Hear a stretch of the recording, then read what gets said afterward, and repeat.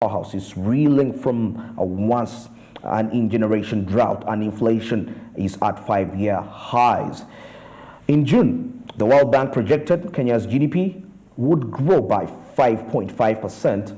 That is in 2022, a moderation following the last year's economic recovery when the country's economy grew by 7.5%.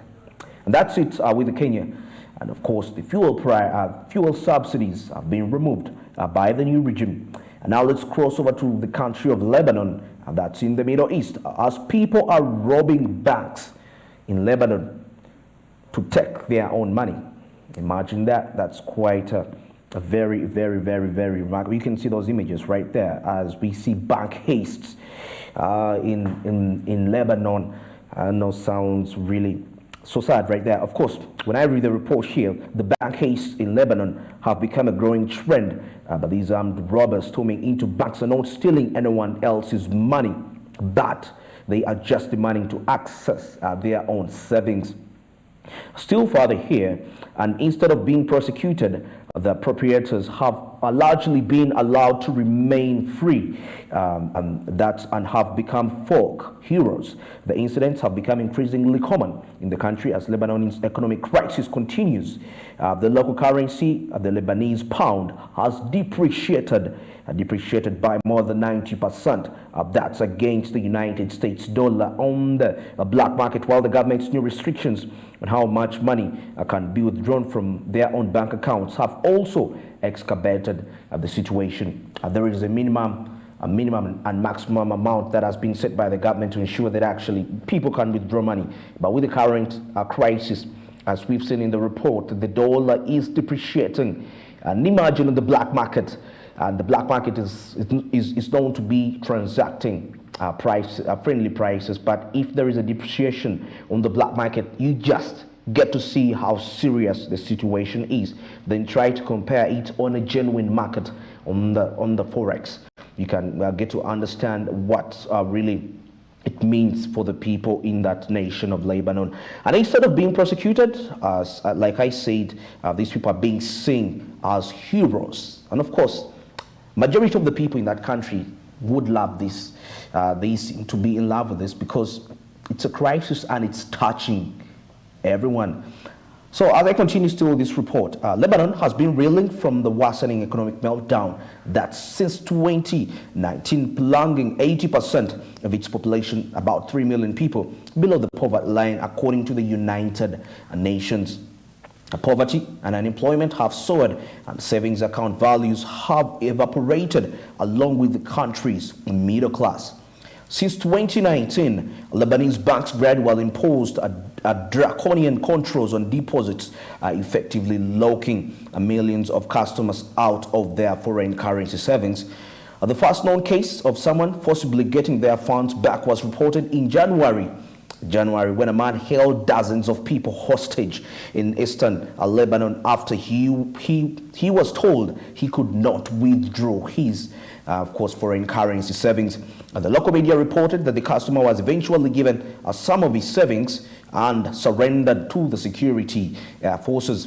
In August, an armed man also held employees and customers hostage at Beirut Bank after he was told he couldn't withdraw $200,000, that's $200,000 from his account for his sick father's treatment. The man was cheered on by the crowd outside the bank.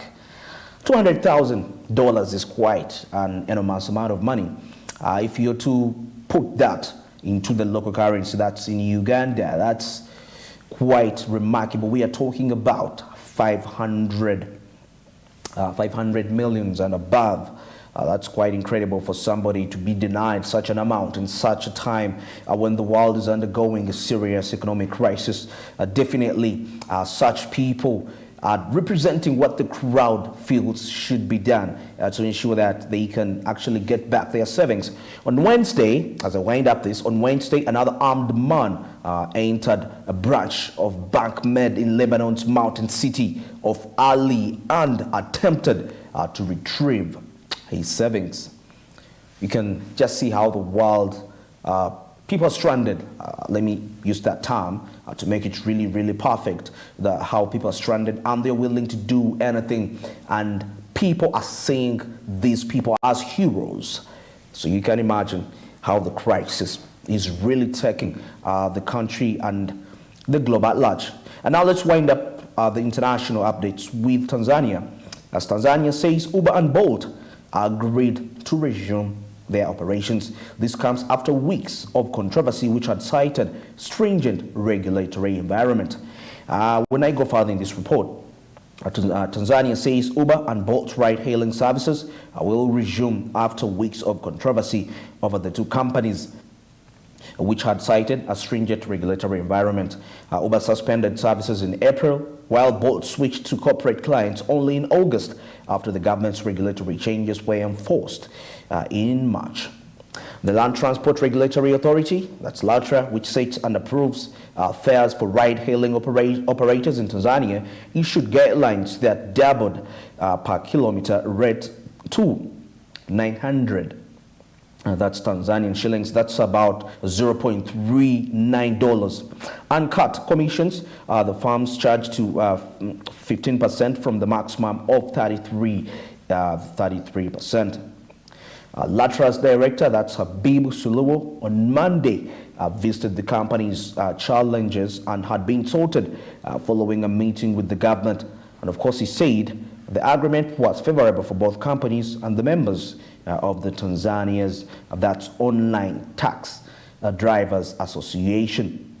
And yes, that's it for Tanzania regarding that particular aspect, as Tanzania under negotiations, of course, says that Uber and Bolt have agreed to resume operations within that country. And of course, and this comes after weeks of controversy that cited unfriendly regulatory environment. And at this time, let's head into the business. That's the business tips and quotes from our favorite entrepreneurs that have gone ahead of us to see how best you can execute a business idea to ensure that you avoid loss and enhance profitability.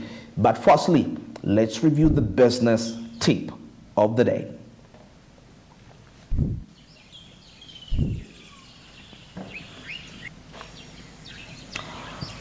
Yes, the business tip of the day says get organized. That's what it says. That's the heading, being organized. And of course, it says that to achieve business success, you need to be organized. It will help you complete tasks and stay on top of things to be done the right way. A good way to be organized is to create a to-do list each day.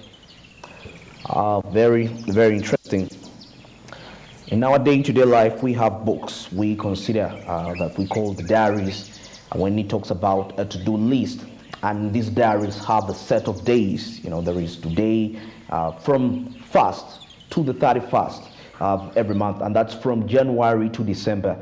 And I've been really able to come across certain diaries. Somehow by mistake you land on a diary, probably somebody threw it somewhere, and you actually see that these people have been actually tracking their day-to-days, their living, and of course assessing their progress, you know, setting targets and put deadlines to their targets, and they come back to assess why certain targets have not been met. So that's all part of organizations.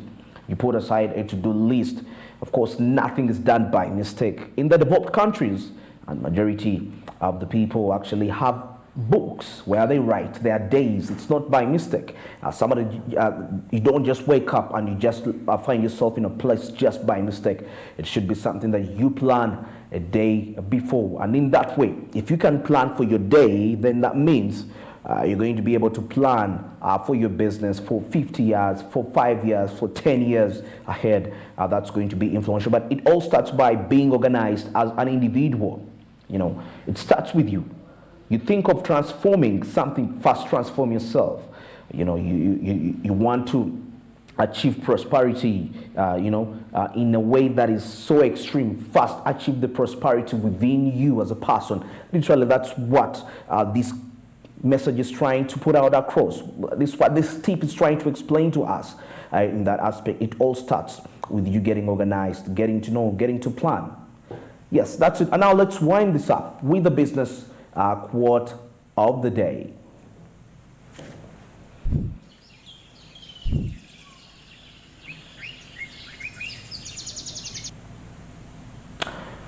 Yes, on the business quote of the day, before I read the quote, let me read the person that wrote this particular quote.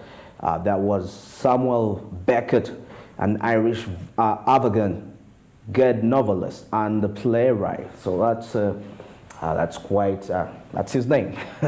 Very interesting. Okay, he says, ever tried, ever failed, no matter, try again, fail better.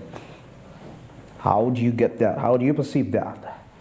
Majority of us actually, we associate failure with negativity.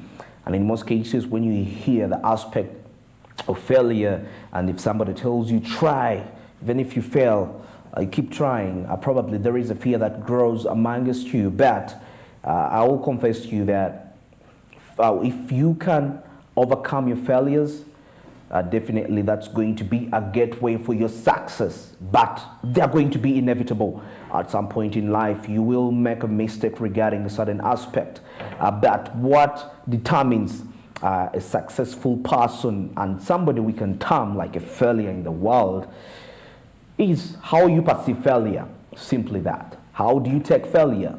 Do you take it as a lesson, or you take it literally, or it's like the judgment, it's setting who you are, but it's not really per se like that, but it's just probably setting for you, trying to tell you that you can actually do better here and there. Probably next time, do it better. You won't fail. And of course, the more times you fail, the day you succeed, you go miles that no one can ever reach.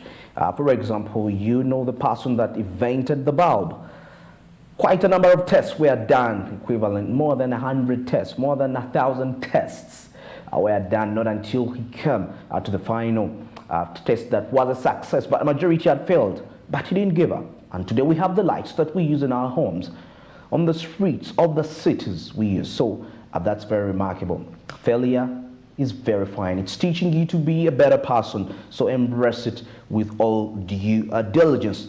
And that's it for this session. We shall be returning back with the coffee court. Let's get into a short commercial break. Stick around.